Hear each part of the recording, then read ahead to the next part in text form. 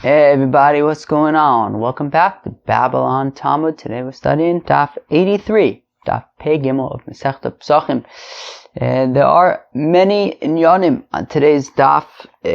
Burning korban pesach, where the owners were tamay, that we began discussing yesterday. We had that machlokas between the Tanakama and Rabbi Yochanan ben Broka about does it require ibur tzura or yisarif miyad. So we're going to continue on that machlokas. Shimush binosar, that's an interesting sugya that has to do with the bones, the marrow that is in the bones. So the marrow is technically edible. The thing is that you're not allowed to break the bones. The pasuk says ve'etzim lo sish biruvo. You're not allowed to break the bones of the korban pesach. So memela, you're stuck with marrow in the bones. That becomes noser. We're going to discuss that a little bit. Burning sinews of the korban pesach touches a shtickle on Dennis's kasha. Right? Dennis asked a gewaldige kasha in WhatsApp the other day about the hanasheh by korban pesach. So we discussed the hanasheh, and of course you're unable to eat the hanasheh when it comes to korban pesach. And at the end, sort of the dessert of the daf is going to be burning noser on Yom Tiv, right? So the Mishnah had said that whatever's left over, right? We said the atzomos, the gidin, and the noser, you're going to burn on the 16th day of Nisan, not on the 15th, which is the first day of Yom Tiv. So we're going to discuss that inyan as well. So a lot of inyanim on today's daf. You know, the Meister, remember my friend who used to play basketball during Babylon Talmud? So I've been recording very early in the morning so that I figured out that he doesn't play basketball at 4:30 in the morning. So I figured I better chaparine. So I've been doing that. So that hasn't been so much of an issue recently. But we learned in the Gemara the other day that it's better not to do work on Friday min mincha l'mayla, from mincha and onwards. So I've been trying to do that and stop working on Fridays for mincha. So I've been recording Babylon Talmud in the afternoon, and I've been getting an earlier start on my work so I could chaparine before the mincha and then try to do other things in the afternoon.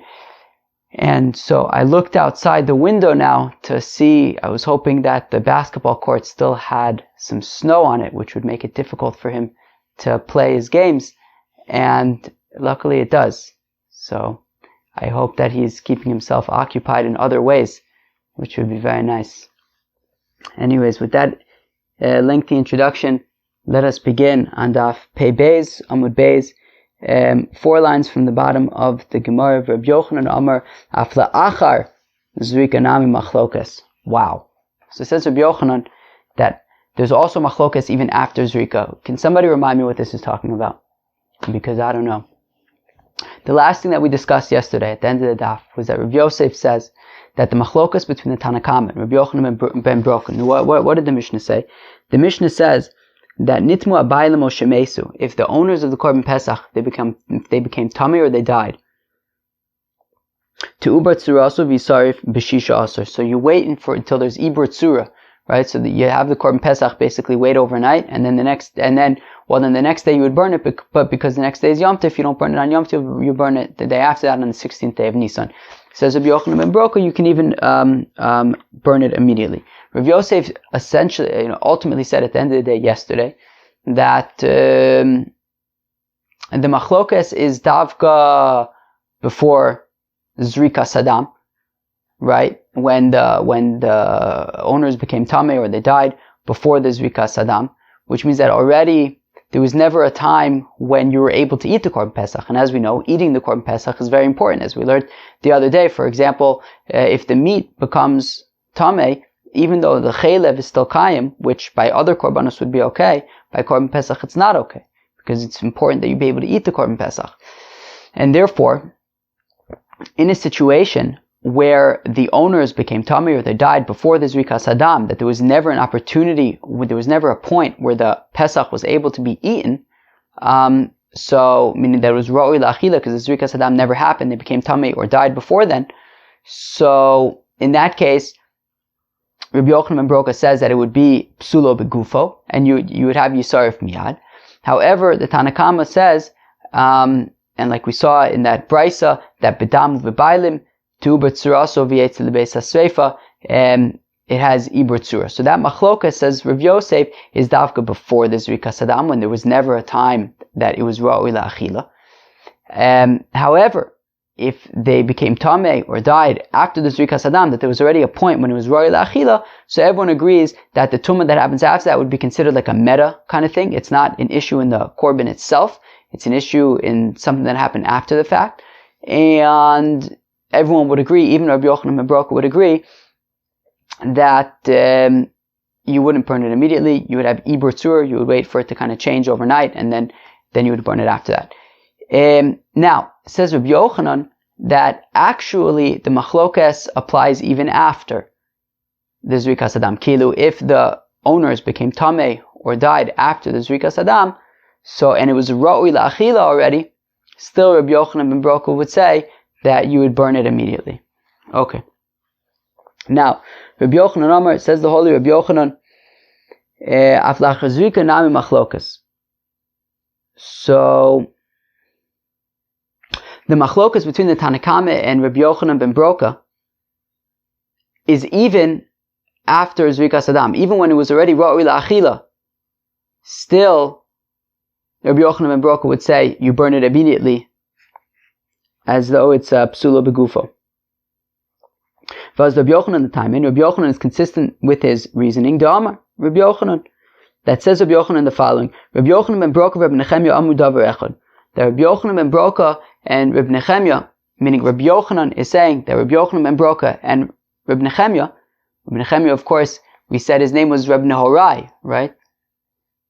Right, they called him Rabbi Nehorai because that he was very light, full of light in halacha. I think we saw that Masechta Shabbos and Daf Kuf Mem Zayin. So, Rabbi Nechemya Amud Davar Echad, they said one thing. Rabbi Yochanan ben Broka Ada Amaron. So Rabbi Yochanan ben Broka, that which we said, i.e., that even at a point when the animal was Ra'ui La'achila, even since there was nobody to eat it practically, you can burn it. Okay. Fine. So that was Rabbi Yochanan ben Broka. Rabbi Nechemya Mahi. What's the case of Rabbi Nechemya that we're saying is the same thing as Rabbi Yochanan ben Broka? The Tanya, as we learn in a brayso, Rabbi Nechemya says Rabbi Nechemya, Mipnei aninus nisrifa zo l'chach nemar ka'ele v'aninus kalachar zrika havya v'chi yistruf l'alter istruf. What is this talking about? So remember we referenced this dialogue that happened between Aaron and Moshe. So I had said yesterday that was during the Miluim. I looked it up again today in a little bit more detail. It actually was right after the Miluim, right? So when they constructed the Mishkan, for a week before the inauguration of the Mishkan was the Miluim, when Aaron and his children were sort of inaugurated as the Kohanim, and Moshe did the service for those 7 days. Then on the first day of Nisan was for the first 12 days they had the korban Nesiim. I think that was then the Chanukas Mishkan. So, and I guess the Chanukas Mizbeach as well, I guess. So, and then a different Nasi brought a korban every single day. So that day, Rosh Chodesh Nisan was Taka Rosh Chodesh. And it was the Seir Rosh Chodesh, the korban Chatas that is brought in every Rosh Chodesh, of which Aaron and Moshe had this dialogue, because Aaron burnt the Rosh Chodesh offering, he didn't eat it. And then Aaron and Moshe have this dialogue. Moshe says, Aaron, why did you burn the korban chatas? How come you burnt the Rosh Chodesh offering? And so says Reb Nechemya, basically Aaron said, I burnt the Rosh Chodesh offering because I'm an onen. Now, right, because this was right after Nadav and Avihu, his two children passed away and they weren't yet buried. So now, in general, a Kohen who is an onen, right, we learned about onen already back in Masechta Brachos. What was it, the third parak of Masechta Brachos? We talked about onen. So, in general, a Kohen who is an onen is unable to do the service in the Beis HaMikdash. However, a Kohen Gadol who is an onen is able to do the service in the Beis HaMikdash. However, he is unable to eat the korban. So therefore, what Aaron responded to Moshe is, he says, look, I'm a Kohen Gadol. I'm allowed to offer the korban as an onen, and I did. I offered the korban chatas of Rosh Chodesh as an onen. However, I can't eat it. So since I can't eat it, I burnt it. And therefore, that's very similar to this korban pesach. That basically the owners brought it, they did zrikas adam, everything was cool, but then they died. And Lamaisa, there's nobody to eat it. So it says Rabbi Yochanan ben Broka, you burn it. So therefore, Rabbi Yochanan is saying that the machlokas between Rabbi Yochanan ben Broka and the Tanna Kama is even after zrikas adam, and that makes sense because Rabbi Yochanan also says that Rabbi Yochanan ben Broka and Rabbi Nechemia say the same thing, and therefore we want to say that these two cases are analogous. Aaron burning the korban Rosh Chodesh by the Chanukas HaMishkan, because even though it was a kosher korban, there was nobody to eat it. And also this korban that became, this korban pesach, that the owners died or became tamay after the zrikas adam, that also, it was roy lachila, but there's nobody to eat it. In both those cases, we burn it. Got it? Good. So it says, the Gemara, 2 lines from the bottom of Pei Beis and Mud Beis. We're 12 minutes in and we're not even on our daf yet. Tell me about it. I had the same experience when I was learning it last night. Oh my gosh. Man, these dafs, man, when you're like learning and you're not even on the page that you're supposed to be doing yet. Yeah, it's intense. Well, I don't know. Hopefully it'll move after this, I guess. Rabbi Nechemia Mayi. So what's Rabbi Nechemia? The Tanya is we learn in a brayso. Rabbi Nechemia Omer says Rabbi Nechemia Ninus Nisr Fazo, that the reason why the korban Rosh Chodesh was burnt by the Chanukas HaMishkan, and that dialogue between Moshe and Aaron, the reason why Aaron burnt the korban was Ninus, because he was an onen, and while he was allowed to offer the korban as an onen, since he's the Kohen Gadol, nonetheless he's not allowed to eat it, and therefore he burnt it. L'chach nemar ka'ela, that's why it says ka'ela like these, meaning referring to the death of Nadav and Avihu. V'aninus kelach zrika havya, and aninus, i.e., the Kohen Gadol offering a korban as an onen, where the korban is mutter, but there's nobody, but he can't eat it. So that is similar kelach zrika havya, is similar to the owners of the korban pesach dying or becoming tamay after the zrikas adam, where the korban itself is kosher, but there's nobody to eat it. And we see that in the Mishkan, when Aaron burnt the korban, he burnt it immediately that day. Yisarif miyat. So we see that Rabbi Yochanan ben Broka also must hold that even when the Bailim become tamei or die after the zrikas adam, still you would burn it immediately. Rabba Mosef Af Rabbi Yossi Aglili. Rabba adds another Tana who would hold like Rabbi Yochanan ben Broka, and that is Rabbi Yossi Aglili. No, what does he say? The Tanya is within the Bryce of Rabbi Yossi Aglili Omer. Kola inyan kulo enu medaber ele befarim hanesrafim uvesirin hanesrafin lisrof psulein abes abira veliten losaise alachiloson. Period. What is this talking about? Each every few lines like unpacks the whole sugya. Anyway, so there's a pasuk that says v'chochatas sheyuva midama el oel moed lechaper b'kodesh lo seachol beish tisarif. A korban chatas needs to be in the azar, not in the heichol, not like in the kodesh, but in the outer area by the mizbeach hachitzon. That is where kind of the korban chatas hangs out. Now, if you take the blood of the korban chatas and bring it inside to the heichol, that's a problem. You're going to have to burn the korban chatas. Here's the thing: Rabbi Yossi Aglili actually says that pasuk is not talking about a korban chatas. That pasuk is talking about what do we call this? The chatas befarim hanesrafim, v'sirim hanesrafim. Those are things like par elam davar shel tzibur and par what's it called? Par kohen Mashiach, I think so.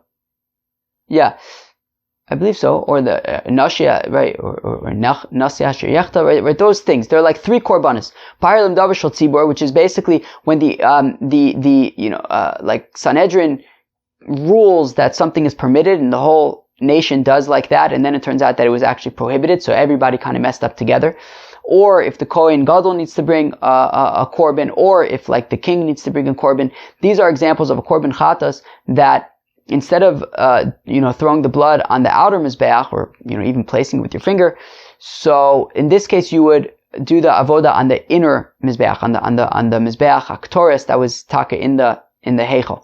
And what so Rabbi Yossi Aglili says that this pasuk, which says that the blood of a korban chatas that goes inside of the heichal you have to burn, he says that pasuk actually isn't talking about a korban chatas. It's talking about these korbanos, parlim davar shel tzibor, par kohen Mashiach,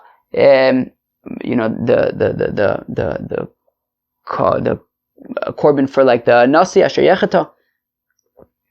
So let's read that again. So enu medaber elu b'par minasafim v'sir minasafim. It's talking about these. Oh, right. And then there's another part of this, which is that you burn the korban entirely, right? So if you have, let's say, a parhelim davar shel tzibor, when the entire congregation messed up, so you kill the thing and you put its blood on the mizbech haktoris, and then you schlep out the entire animal outside of Jerusalem, and you burn it there outside of the machane. So now nobody eats it. So what it's saying is that lisof psuleina beisabir. But if they become pasul, if they become tamay or something, so then you burn it by the beisabir. You don't take it outside of the machane. You don't take it outside of Jerusalem. You just burn it like where they burn the psulei akadshim. That's what we learned from that pasul. Okay. And also to say that if you do eat it, then you're going to be violating a prohibition. Okay. Amrulo. So they said to Rabbi Yossi Aglili, chata shenichnas dam lefnai v'lefnim yinai. Well then, from where do you learn a korban chatas that its blood was brought into the heichal? How do you know that that's a problem, right? Meaning, if you look at Pashup Pshat in that pasuk that Rabbi Yossi Aglili wants to say is talking about these parman esrafim, Masir Manasrafim, Pashup Pshat in the pasuk is that if a korban chatas, the blood goes inside to the kodesh, to the kodesh, to the heichal, you have to burn the korban. So they say to Rabbi Yossi Aglili, so then, do you learn that out somehow? Like, what happens if you take the blood of a korban chatas into the heichal? What happens? So he says, that we taka learn it out from the dialogue between Moshe and Aharon. Hein lahuva es dama el hakodesh pnima. Right? That what does Moshe say to Aaron? He says, like, what happened here? How come you burnt the Rosh Chodesh offering? How come you didn't eat it? Is it possible that maybe the blood went inside to the heichal and that's why you burnt it? I.e., the implication obviously being that, well, if you would have brought the blood into the heichal, you would have to burn the korban. So Rabbi Yossi Aglili says, look, I learned out that halacha from the dialogue between Moshe and Aharon, and therefore from the other pasuk I say it's talking about sir manasrafim, par manasrafim, sir manasrafim. Michlal de yunafik ihi, implying that if the korban would have left the azare, inami ayil dama, or if the blood would have been taken into the heichal, bisreifa, you would burn it. And Rashi points out, so what do we see? So we see that the blood, if it goes into the heichal, so then you would burn the so then you would burn the korban. And Rashi says, and therefore what Rabbah wants to learn from here is that if just like the blood, right, we saw that like the blood and the bailim are things that are considered kind of more meta. And we're saying over here, if the blood, the pasuk is saying that, Rabbi Yossi Aglili is learning out from Aaron that if the blood would go into the heichal, so then you would burn the chatas.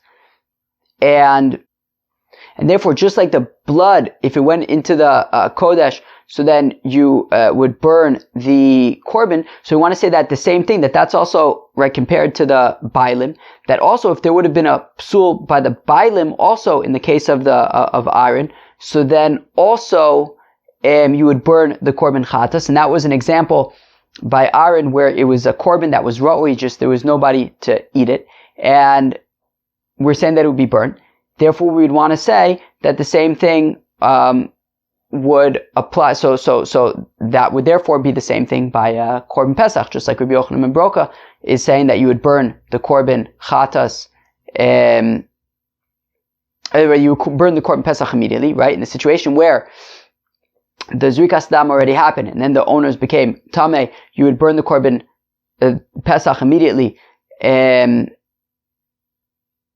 though it was ra'ui la'achila, since there's nobody to eat it. So Rabbah wants to argue that Rabbi Yossi Aglili, since he's learning out that the blood of the korban chatas that goes into the heichal, he's learning out from the korban chatas that was burnt by Aaron, And we want to say that blood is sort of a meta kind of thing, as well as bilim. So if he says that by the blood you would burn it, so also by the bilim you would burn it, even though it's talking about a korban that was like ro'i la'achila. So Rabbi wants to say that Rabbi Yossi Aglili would be on the same page as Rabbi Yochanan ben Broka.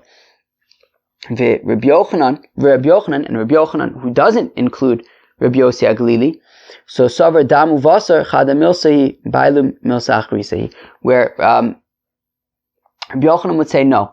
When it comes to like the meat of a korban, when it comes to the blood of the korban, that's one thing. And if that would kind of, leave where it's not supposed to go, so then you would burn the korban, but the bailim you wouldn't necessarily burn the korban for, according to Rabbi Yossi Aglili, and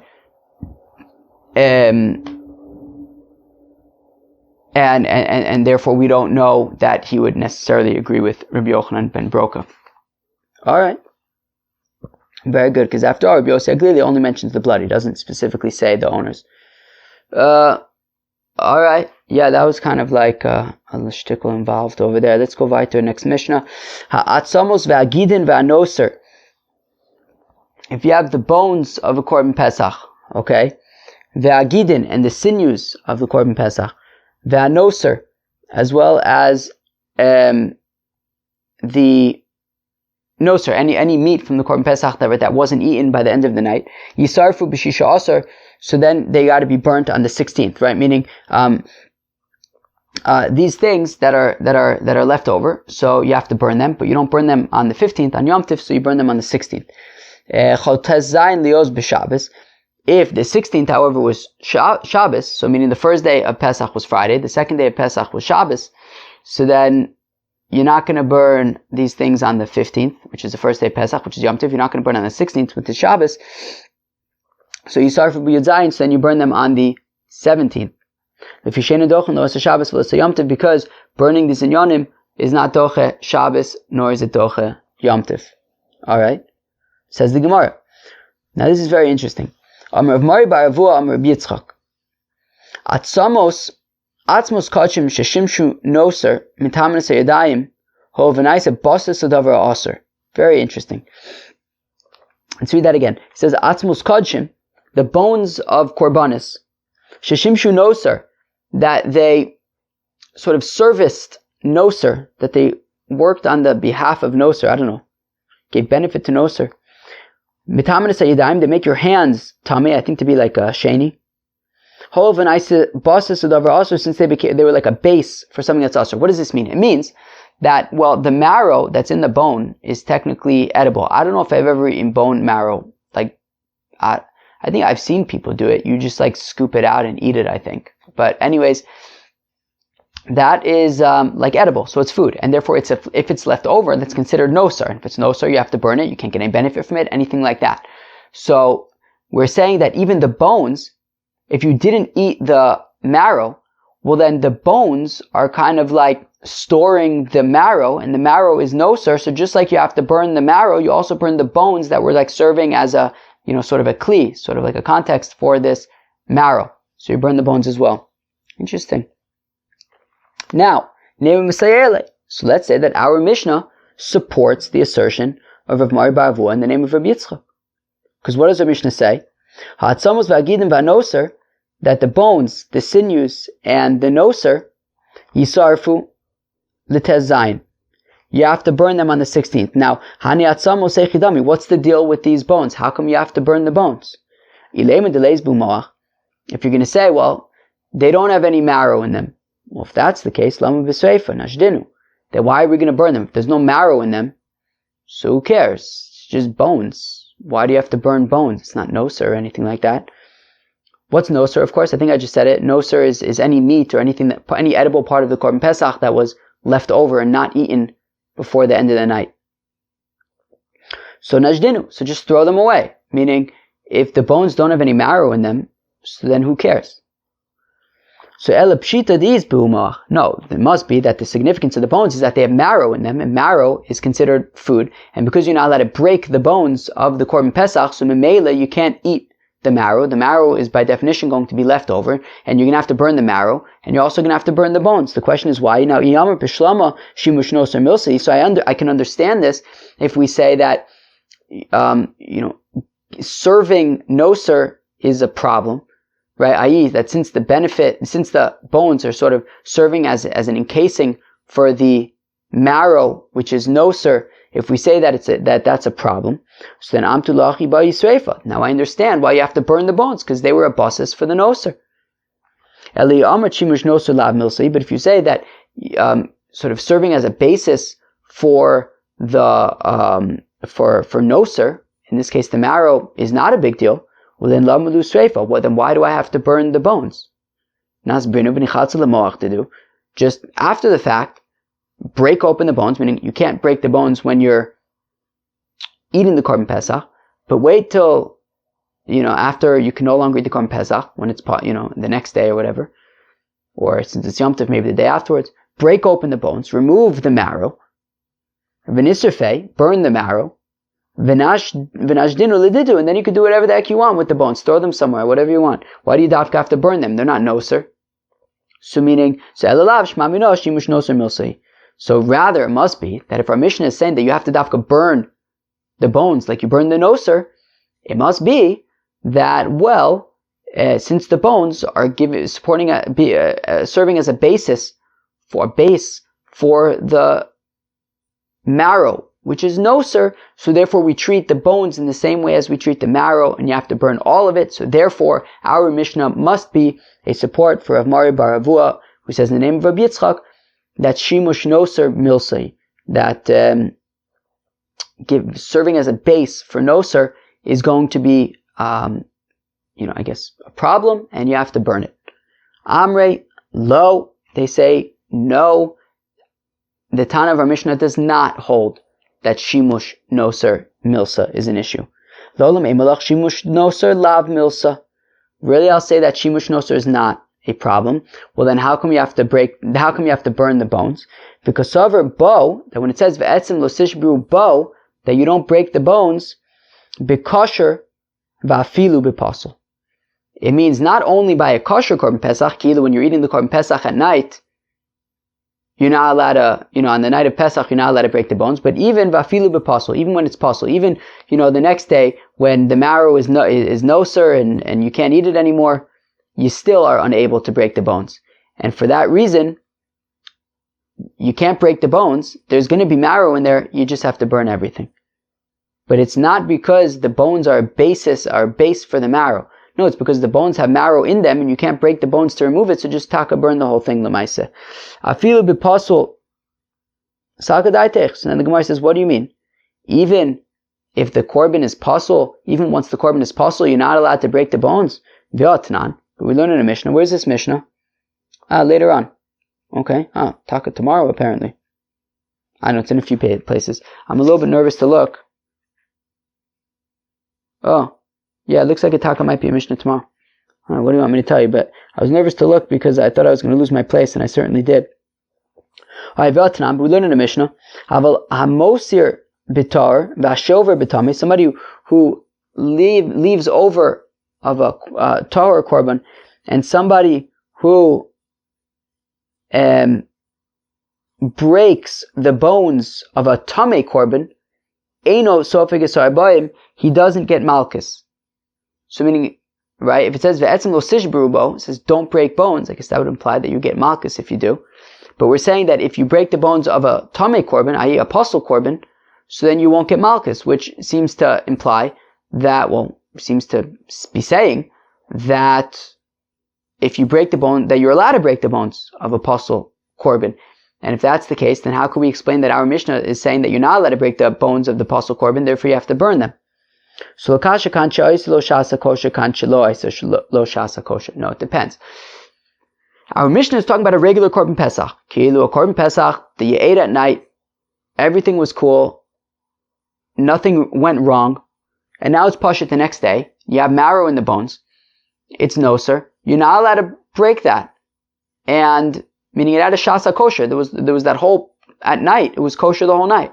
Only once it became noser, it became a problem.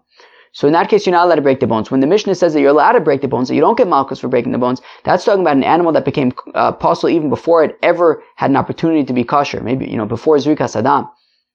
So in that case, yeah, you could break the bones. But our Mishnah, we could argue, is saying that, you're not allowed to break the bones. Because you're not allowed to break the bones, then Memela there is marrow in them. Since there's marrow in them, and you can't get it out because you can't break the bones, you just have to burn them. Okay? Fine. But it's not necessarily teaching that, if there's a basis for the noser, it's a problem. Who's the Tana who makes this distinction between when there was a shasa kosher and when there wasn't a shasa kosher, when there was a time that it was a kosher korban and a korban that never had an opportunity to be kosher? So Rabbi Yankivi, we say it's Taka Rabbi Yaakov, the Tanya, as we learn in the Brisa, V'etzem lo sishbru bo, when it says in the pasuk, do not break any bones from the korban pesach, bo b'kosher v'lo b'pasul, when it says bo, don't break the bones of it, it's talking about dafka a kosher korban pesach.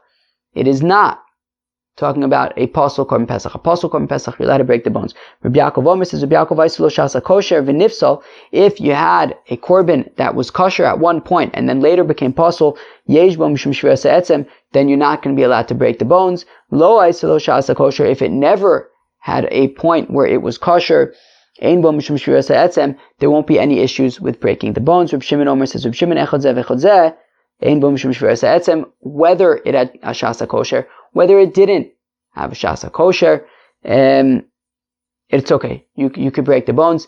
Tosfos asks, isn't that the same thing as the Tanakama? He gives an answer. I didn't really look into it. There's an answer. You could look. It's in the Tosfos Dibra Maskal Reb Shimon. Meisvei, we have a kasha. We have a kasha against Rav Mari Bar Avua, who said that yesh shimush benoser, that there's an issue of giving support for noser. Now, why do we have a question? Because we have a brisa that says, "Kol atzmos hakodshim," when you have bones of a korban, ein te'unin sreifa, you do not need to burn the bones of kodshim. Chutz mi'atzmos hapesach, the exception being the bones of a korban pesach. The bones of a korban pesach you do burn, like we said in our Mishnah. Because we're concerned that, well, if you don't burn them, then people might end up breaking them and it might become a mess, so you burn them. Now, what kind of bones are we talking about? If we're talking about bones that don't have any marrow in them, well then why would you have to burn the bones of the korban pesach? What's wrong with bones? The only issue with bones would be if there's marrow, which is noser. But if it's talking about where there's no marrow, then what's the problem with the bones? So elapshita the east bumoach. So it must be talking about where there is marrow in them. Now v'salkadaitech shimush noser milsahi, and if it enters your mind that shimush noser, that serving as a base for the noser, is a problem, well then atzmos kodshim amai intun and sreifa. Well then how come the regular korbanos you wouldn't have to burn? What about shimush noser? What about the fact that they were giving support to the marrow which became noser? So rather it must be that from the fact that you don't have to burn the bones of any korban other than the korban pesach, it must mean that there's no problem with the bones being a base for the noser. Rav Nachman bar Yitzchak, we're going to see two different answers, one by Rav Nachman bar Yitzchak, one by Rav Zvid, who has been showing up recently. Who's Rav Zvid? Maybe one of these days we'll learn something about Rav Zvid together, just like we learned about Rav Nachman bar Yitzchak, a few things, Masechta Shabbos. Only after the fact I'm realizing that Masechta Shabbos had a lot of really interesting little tidbits. It was very difficult Masechta. There was a lot of Tumah and Tara in Masechta Shabbos, but there was also a lot of interesting tidbits, like the fact that Rav Nachman bar Yitzchak was described as Mari de Uvda. He had a very good midos. We also had that interesting story about that his mother, I think he was born in like a certain calendar, whatever, like month, celestial thing or whatever. So his mother always made sure that he was always wearing a yarmulke, said he would fear God. And one time his yarmulke fell off and he went to steal dates or something. You guys remember that? So this is Rav Nachman bar Yitzchak. Maybe one time we'll learn something about Rav Zvid.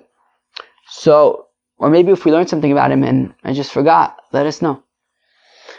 Now, Rav Nachman bar Yitzchak, says Rav Nachman bar Yitzchak, the Mari de Uvda, Hachab ma'eskinon, kigon she mitza'an chalutzin So Rav Nachman bar Yitzchak says that the ukimta in this brisa, where it says that by other korbanos you wouldn't have to burn them, but by korban pesach you would have to burn them, is when you found that the bones were already cracked open and the marrow was already removed from them.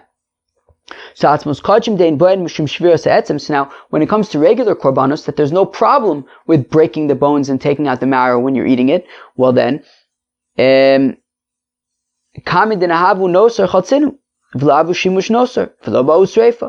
so I'll assume that if I find the bones of a regular korban, other than the korban pesach, and they're broken open, and the marrow is gone, I'll assume that the marrow was extracted in the course of eating the korban pesach during its allotted time. No, not the korban pesach, the other korbanos that we're talking about. I'll assume that the marrow was extracted while it was being eaten, and the marrow never became noser, and there was never an issue of shimush noser by these bones. That's why you don't have to burn them. Whereas atzmos pesach, the bones of a korban pesach, the yeshban mishum shviras ha'etzem, that you're not allowed to break the bones while you are eating it. So Amor, I'll say levasu den avu noser u'dechatzinu, that it was only after you were no longer able to eat the korban pesach, and once the marrow was already considered to be noser, that you removed the marrow because you didn't break the bones while you were eating it. Shimush nosar, and at that point already was considered shimush nosar, that it was a base for the marrow, which became nosar, and that's why you have to burn it. So Rav Nachman bar Yitzchak says, I could argue that even within the context of that brisa, you could still make the argument for shimush nosar to say that it's a problem, that the reason why you don't have to burn the bones of the regular korbanos is because it probably wasn't noser. You probably ate the marrow while you were eating the korban. Whereas by korban pesach, since you're not allowed to break the bones, you can't just assume that the marrow was extracted while you were eating it, and therefore you have to assume that the marrow was only extracted later, once it was already noser, and that's why you have to burn it. Rav Zvid Amar, says Rav Zvid, Hachab ma'askinon kigon, shemutzon tzvurin, umein chalutzin. So Rav Zvid says it's talking about where you found all these bones piled up, and sort of the top layer, the marrow was already extracted from. So now, atzmos kodshim dein boin mishum shviras ha'etzem l'chulu avachalitzlu v'achalu v'lo ba'yisreifa. So once already you looked at the top layer of the pile and you see that the marrow has been extracted from them, you can assume that the entire pile the marrow has been extracted from, and that whoever was eating the korbanos ate all the marrow and everything, and there's no noser, and you don't have to burn anything. Whereas atzmos ha'pesach de'esh boin mishum shviras ha'etzem, but the bones of the korban pesach, where you're not allowed to break the bones, well, even though the ones on top were all, the marrow was extracted, you have to be concerned that maybe the top layer, sure, the marrow was extracted from, but maybe the layers underneath, the marrow was not extracted from, and it would be shimush nosa, and you would have to burn it. So therefore, so that's an afkamina. That when it comes to these other korbanos, you wouldn't have to look through all of the rest of the pile. You wouldn't have to burn it. You can just assume that it's all the noser has been extracted. You don't have to burn anything. Whereas by the korban pesach, you would have to look through the whole pile, and if there was any noser, you'd have to burn the bones. The interesting nafkamina between Rav Zvid and Rav Nachman bar Yitzchak is that according to Rav Zvid, if you found all the bones where the marrow was extracted, then you wouldn't have to burn them, right? The only concern is that, meaning there's no issue with the ones that are on top that the marrow was already extracted. The issue is that maybe the ones underneath the marrow wasn't extracted, and those you would have to burn. But if the marrow was extracted from all of them, right? The bones were broken, the marrow was extracted, so then you wouldn't have to burn. Whereas Rav Nachman bar Yitzchak said even in that case you would have to burn it, because you have to be concerned that they were only extracted after, once already they were noser. Says the Gemara, Amar Rav Yehuda, Amar Rav, Kol Agidin, Basar Chutz Megidei Tzaver. Says Rav Yehuda in the name of Rav that all of the sinews of an animal are considered basar, they're all considered meat, food.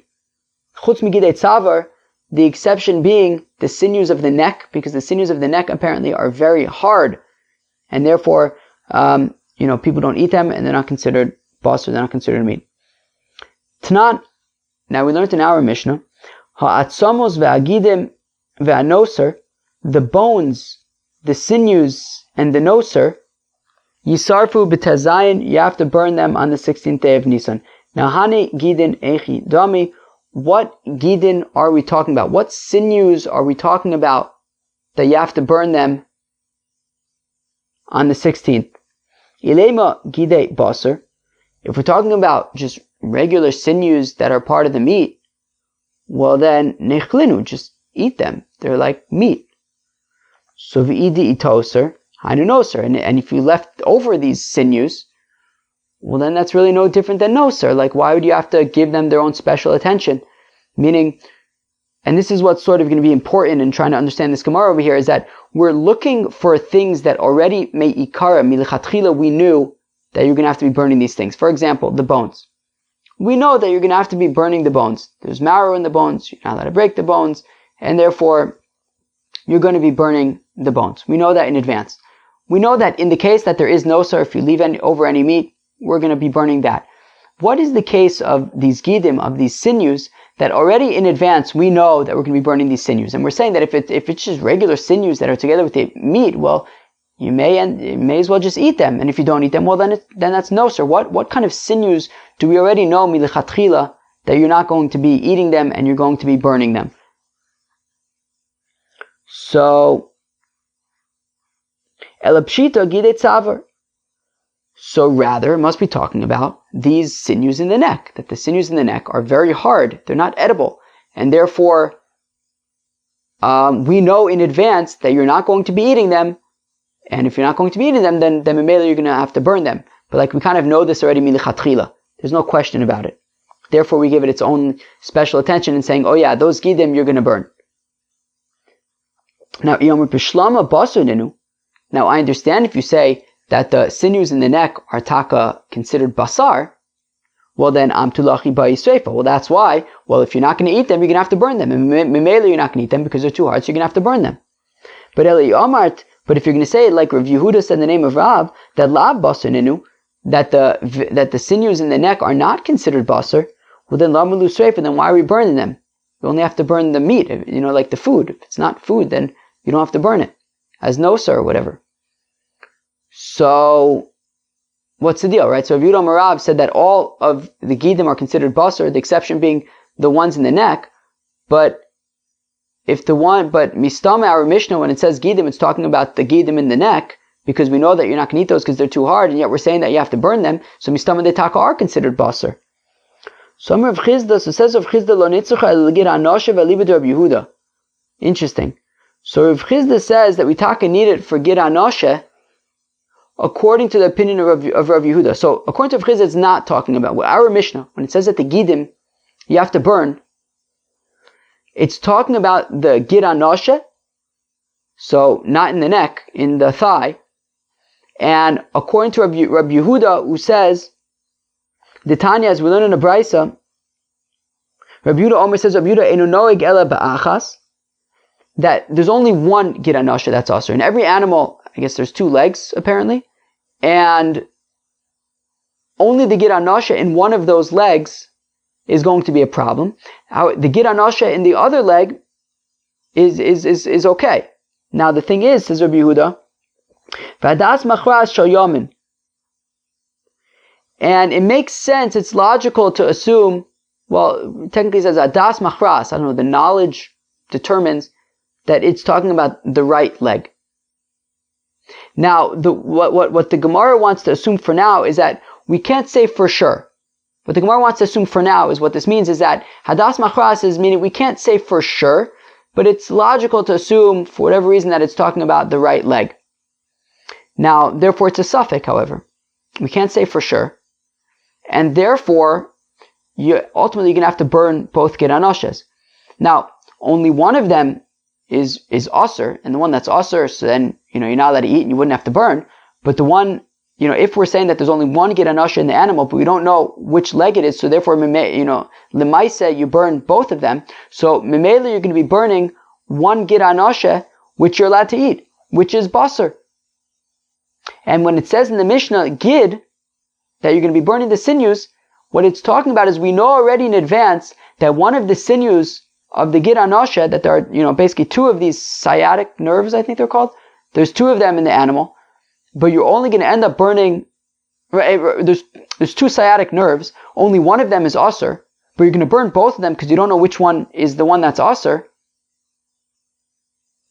Which means that by definition, one of the gid hanashehs, or one of these nerves that you're going to be burning, is actually kosher and is actually meat, and you actually can eat it. But you're going to be burning it nonetheless out of a suffix. That's what Rav Chizda wants to say, that it's taka, this sinew that we're talking about is the gid hanasheh, one of the, the suspected gid hanasheh that isn't actually the gid hanasheh. Right, let's read that again. The Tanya, we learn in the Brayso, Rabbi Omer says, Rabbi Enu noeg ela ba'achas. There's really only one gid hanasheh in the animal. Vadas machras shel yomen. And we assume that it's talking about the right one, but we can't really know, and therefore you're going to have to burn both of them. Now, velativsho the sapuke mesapkele, the Rabbi Yehuda.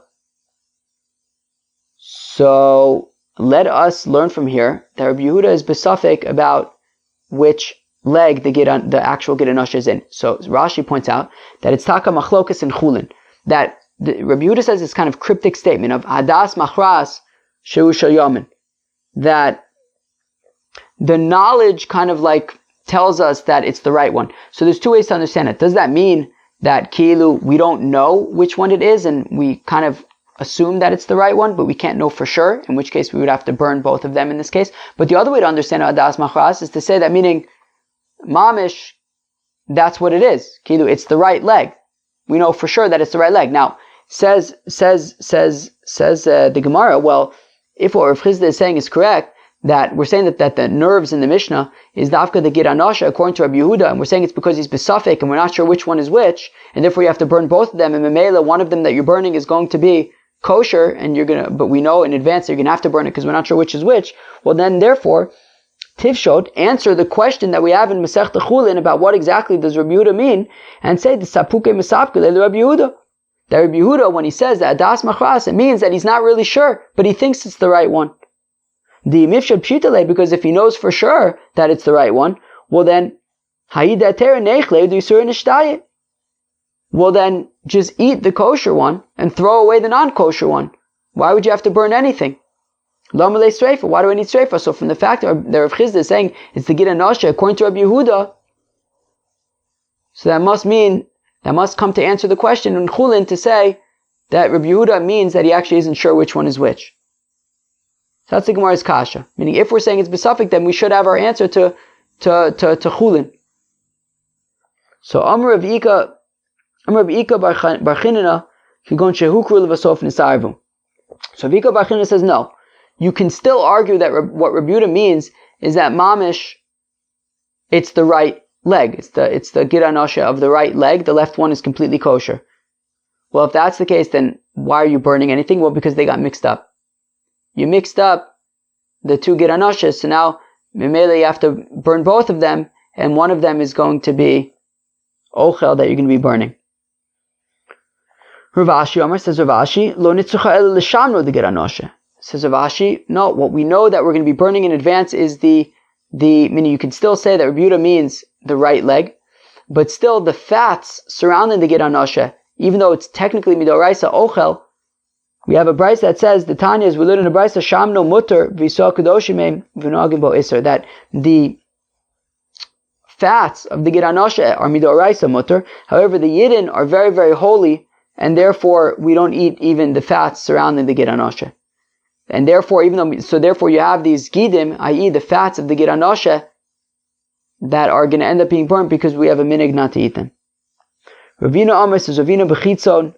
Ravina says that again, we know that Rabbi Yehuda is talking about the right leg, the gid hanasheh in the right leg, but apparently like in the gid hanasheh there's like two kind of nerves or something, and we're talking about the outer one over here that we're going to be burning. Uchd Yehuda Amar Shmuel. Uchad Rav Yehuda Amar Shmuel, the Amar Rav Yehuda Amar Shmuel, Beis Gidin Hein. There are two of these like nerves. Pnimi Asamuch Le'etzem, there's the inner one that is close to the bone. Also, that one's Mamish, also V'chayav and Olav, and you're going to be Chayav, I think you can be over an Alav, Chayav Malkus, I think. Chitzon Asamuch Lebasa, also Vein Chayav and Olav. Now the outer one that is closer, I guess, to the outer leg, so then that is also Midir Abanon, we're not Chayav Malkus, but we don't eat it nonetheless, and that's what we're talking about, the gid that you're going to burn, that we know from advance that already you're going to be burning, because we don't eat it. It's this outer one that's also midrabanan. Alright, exciting time. So we don't necessarily have a solution to the question about is Rabbi Yehuda certain that it's the right leg, or he thinks it's the right leg, but he's not really sure. Alright, let's bring it home, Chaver. You've been great so far. Let's bring it home to the next Mishnah, and then I'll dismiss you for Shabbos.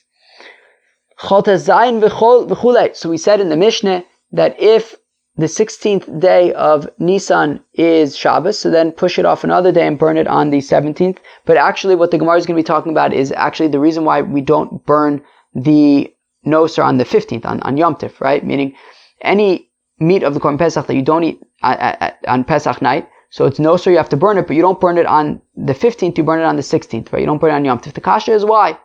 Why can't you just burn it on Yom Tiv? So ve'amai, nesi eseh v'yitchelo saiseh. Let's say that the mitzvah aseh, the positive commandment of ba'esh tisrofu, burn the noser, should be docha alot aseh, if not doing melach on Yom Tiv. So mechizkia v'chintane devei chizkia, Omar Kra, the pasuk says, "Lo susir mimenu ad boker, v'anosim mimenu ad boker ba'esh tisrofu." I think this came up taka already in Gemara Brachas and Daf Tes, I think, or at least in the Rashi Darin. So the pasuk says, "Lo susir mimenu ad boker," do not leave over the korban pesach until the morning. V'anosim mimenu ad boker ba'esh tisrofu. Whatever is left over till the morning, burn in fire. Sheitamilomer ad boker, matamilomer ad boker. It says in that pasuk boker twice. You don't really need to say boker twice. You could have said boker once. You could have said lo susir mimenu at boker, v'anosim mimenu ba'esh tisrofu. Why do you need it to say lo susir mimenu at boker, v'anosim mimenu at boker? Drop the second boker. Why do you need it? To say that it's a second morning. Meaning, you're supposed to eat the korban pesach at night. Whatever is left over until the first morning is already noser, but don't burn it yet. Burn it on the next morning, i.e. the morning of the 16th. Okay, so it's the pasuk is teaching us that according to Chizkiah. Abaye, Omer says Abaye, Omer kra olas Shabbos b'Shabbato, as we learned the other day, v'lo olas chol b'Shabbos, v'lo olas chol b'Yom Tov. That the ola of Shabbos, the korban tamid, is allowed to be brought on Shabbos, but not the ola of the week, of weekdays on Shabbos, not the olas of the weekdays on Yom Tov, i.e. korbanos of the week cannot be offered on Shabbos or Yom Tov, and the korban Pesach was slaughtered on before Yom Tov, right, during a weekday, on Erev Pesach. Therefore, you're not able to burn the noser of it if you can't burn korbanos from the day on Yom Tiv, and certainly you can't burn the noser of the korbanos, the apostle parts of the korbanos on Yom Tiv. Okay? Rava Amar Kra, the pasuk says, "Hu levado ya'aseh lachem," that right, it says by Yom Tiv, that which you need for ochel nefesh, that you can make on Yom Tiv, but hu levado, that alone can be done for you. Hu v'lo machshirav, it and not anything that could have been done before Yom Tiv. Levado v'lo mila shelo bezmana haba mikavachomer. We learn that from the word levado, to the exclusion of bris milah that is not on its proper time, would not be docha Yom Tiv. And haba mikavachomer, that we learned about in Masechta Shabbos, that you could make a logical argument from tzaras to say that if milah is docha, if tzaras is docha avoda and avoda is docha Shabbos, then milah, which is docha tzaras, certainly should be docha Shabbos. So anyways, we learn out from here that milah shelo bezmana is takanat docha Shabbos, and therefore burning noser, which is keilu, you didn't eat it on time and now it's kind of leftover, so burning something which is not kind of in its proper time, so then that would be similar to milah shelo bezmana, and just like milah shelo bezmana is not docha Shabbos, also burning of the noser wouldn't be docha Shabbos. Rav Ashi Omar says, Rav Ashi Shabbosun de Yom Tiv esehu vein aseh docha lo saiseh v'aseh. So meaning, the initial question that we asked is, well, shouldn't aseh of ba'esh tisrofu be docha de lo aseh of not doing melach on Yom Tiv? Well, it's true that an aseh is docha lo aseh, but an aseh is not docha a lo aseh plus an aseh. One aseh can be docha one lo aseh. One aseh cannot be docha a lo aseh that also has an aseh with it, and therefore in the context of Shabbos, not only does it say not to do melach, it also says Shabbaton. It's called Shabbaton, which we say is an aseh. So that makes Yom Tiv an aseh and a lo aseh, and the aseh of Ba'esh Tisrofu is not powerful enough to overrule the lo aseh plus aseh of Yom Tiv. Well, what do you guys think about Daf Pei Gimel of Masechta Pesachim? It was kind of interesting, right? Right. Let us review. We started off the Daf with burning the korban pesach that has tamay or dead owners. So yesterday at the end of the day, we had the opinion of Rav Yosef, who says that the machlokas between the Tanakama, who says that it requires Ibr Tzura, and Rav Yochanan ben Broka, who says that Yisarif Miyad. Rav Yosef says that machlokas is dafka before Zrikas Adam, since the korban we never had an ability to be eaten, but if it happened after the Zrikas Adam, when there was a point when the korban was ra'ui la'achila, so then everyone agrees that it would require Ibr Tzura. That was Rav Yosef yesterday. We saw the opinion today of Rabbi Yochanan, who says that the machlokas is even after the Zrikas Adam. Rabbi Yochanan ben Broka would still say that you can burn it immediately. Fine. Rabbah says that you can also add. Rabbi Yochanan said that we know it also makes sense for Rabbi Yochanan to say that because Rabbi Yochanan said that Rabbi Yochanan ben Broka and Rabbi Nechemia both agree that and the case of Rabbi Nechemia had to do with Aaron bringing the korban chatas of Rosh Chodesh when he was in Onain, which is similar to the korban pesach when the blood was already thrown in the mizbeach, and therefore it makes sense that Rabbi Yochanan is saying that the machlokas between the Tanakam and Rabbi Yochanan ben Broka is even after Zrikas Adam. Rabbah says that you can also say that Rabbi Yossi Aglili holds like Rabbi Yochanan ben Broka, based on how he learns out that the blood of a korban chatas is not allowed to be thrown on the if it goes into the heichal, you have to burn the korban, and therefore we want to say that blood is similar to the bailim, and therefore when the blood of the korban goes into the heichal, you burn the korban immediately. So also we would say that if the owners become tamay,